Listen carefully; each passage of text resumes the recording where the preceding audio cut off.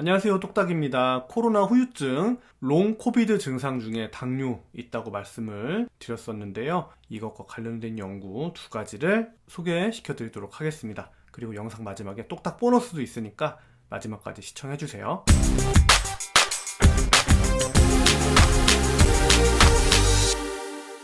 먼저 독일 연구입니다. 2020년 3월부터 2021년 1월까지 코로나 감염 환자 35,865명을 대상으로 했고요. 이때만 해도 코로나 위력이 굉장히 셌던 시기죠. 현재 우리나라에 유행하는 오미크론 변이보다는 훨씬 초기 균주가 유행하던 시기입니다. 연구 대상의 평균 연령은 43세였고요. 46%가 여성, 그러니까 54%가 남성이었겠죠. 결과를 바로 보시면요. 관찰 연구를 진행을 했고 코로나 감염 환자가 28% 더 당뇨 진단 가능성이 상승을 한다라고 밝혔어요. 그리고 두 번째 연구는 미국 보훈처 연구인데요. 미국 보훈처 데이터베이스를 사용을 한 미국 제한군인국 연구입니다. 일전에 이 연구를 통해서 코로나와 심혈관 질환 연관성 발표하셨던 교수님 계시거든요. 얀시 교수님이랑 지아드 아랄리 교수님이신데 이분들이 또다시 당뇨병에 대해서 연구를 한 겁니다. 2020년 3월 1일부터 2020년부터 2021년 9월까지 코로나 감염 환자 18만 명을 대상으로 했는데요. 이거는 연구 대조군이 어마어마합니다. 총 800만 명을 대상으로 했어요. 코로나가 유행하기 전에 정상이었던 400만 명, 그리고 코로나가 유행하면서 코로나에 걸리지 않은 환자 400만 명, 코로나 비포 앤 애프터로 나눠가지고 총 800만 명인데 이 800만 명은 안 걸린 대조군이 됐거든요. 이 사람과 비교를 했는데 결론 보시면 당뇨병 위험 요소가 낮거나 전혀 없는 사람도 코로나 감염이 되면 당뇨 위험도를 40% 얼마? 40% 상승시켰다.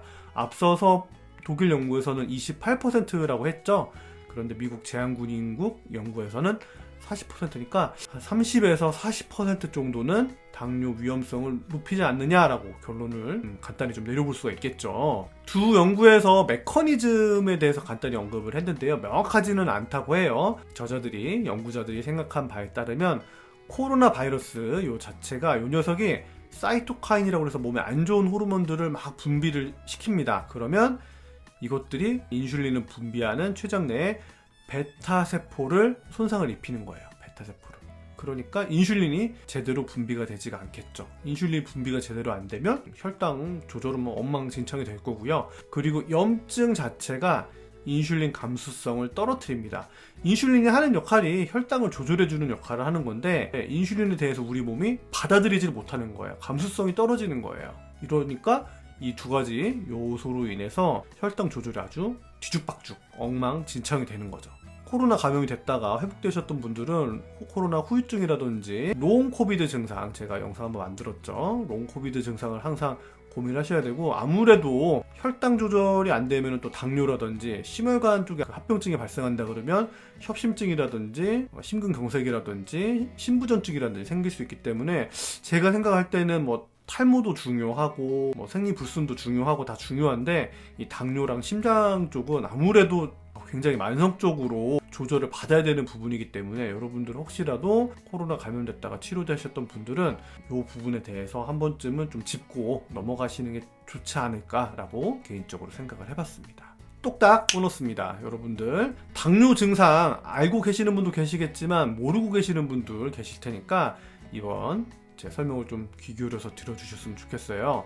당뇨는요, 한마디로 삼다라고 줄여서 말할 수가 있는데요. 제주도를 삼다도라고 하죠. 그 삼다는 좀 다르긴 합니다. 첫째, 다뇨예요. 소변을 많이 본다는 뜻입니다. 이 당뇨라는 게 소변에 당이 있다는 뜻이거든요. 근데 당은요, 물을 끌어들여요. 소변에 당이 많기 때문에 당과 함께 손잡고 소변으로 밖으로 나가는 거예요. 우리 몸 밖으로. 몸 밖으로 소변이 많이 나가니까 몸에서는 목말라, 왜 이렇게 나 목마르지? 갈증을 느끼게 됩니다. 그러니까 자연적으로 물을 많이 마시게 되는 거죠. 그리고 적절하게 포도당을 영양분으로 사용을 해야 하는데 몸 밖으로 자꾸 포도당이 빠져나가니까 이것을 보충해주기 위해서 식사를 또 많이 합니다. 이것을 또 다식이라고 해요. 그래서 당뇨, 다갈, 다식 꼭 기억하셨다가 코로나 혹시 감염되셨던 분들 뭐 코로나 감염 안 되셨더라도 당뇨, 다갈, 다식. 나 평소보다 왜 이렇게 소변이 많이 마렵고 평소보다 왜 이렇게 목이 마르고 물을 많이 마시고 많이 먹는데도 이렇게 살이 찌지도 않고 오히려 빠지는 것 같지? 라고 하시면은 당뇨 꼭 의심을 해보셔야 되겠습니다. 똑딱이 응급실 이야기에서 오미크론 투표 제가 요즘 시리즈로 좀 진행을 하고 있는데요. 오미크론 동거가족 몇 분이나 걸리셨나요? 뭐 본인 포함해서 의도로 제가 내기는 했는데 한번 볼게요. 809명이 투표를 해주셨는데 동거가족 중에 한 분 32%, 동거가족 중에 두 분이 25%, 세 분이 23%.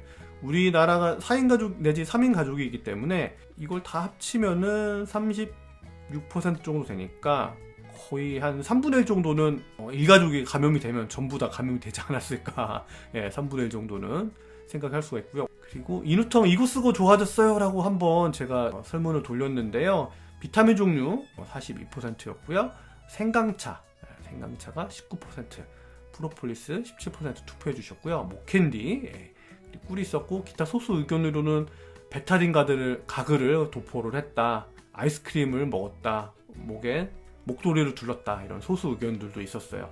그런데 이제 제가 비타민 한번 영상 다루긴 했지만 코로나 감염을 줄여주는 역할 자체는 미지수다 라고 하는데 임상적으로는 또 여러분들 많은 분들이 또 신뢰하는 부분들이 있기 때문에 모르죠. 또 대규모 연구가 이루어지면 비타민이 실제로 또 코로나에 영향이 있을지 모르겠지만 하여튼 재미로 알아두셨으면 좋겠고요. 비타민, 생강차, 프로폴리스 정도를 많은 분들이 선호해 주시지 않았을까.